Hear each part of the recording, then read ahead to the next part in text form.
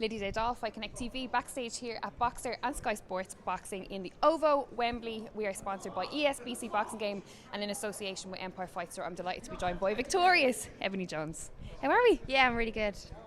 Obviously the last time I saw you it was Boxer as well, but it was Glasgow we were in, wasn't it? Yeah, it's in Glasgow where I got the draw, but like I said, best thing probably could have happened. I think I went away and changed so many things, and I've trained really hard. I always did, but I've changed a few things, and I feel like it's paid off. Absolutely. I mean, the last time I saw you, like a true athlete, true competitor, you were not happy about getting that draw, but you were kind of being positive in not being happy, you know. What were the changes that you went away and made? What did your team say that were the kind of immediate things that you had to sort? Yeah, so obviously the main thing would be like I was rushing and smothering my work.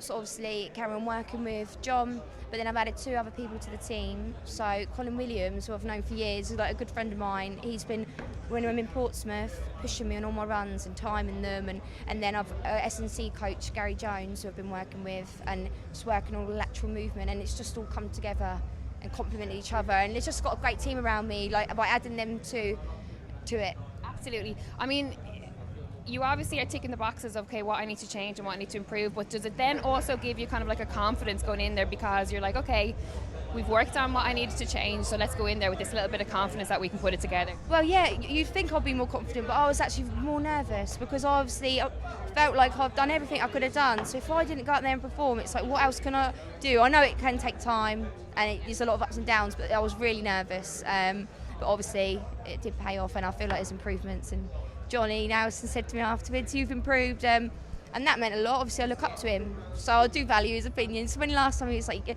saying things, smothering your work, he was right, but it was still a bit like does it hurt when you hear it? It does hurt, yeah, especially when like I know what I can do and I just don't think I showed it.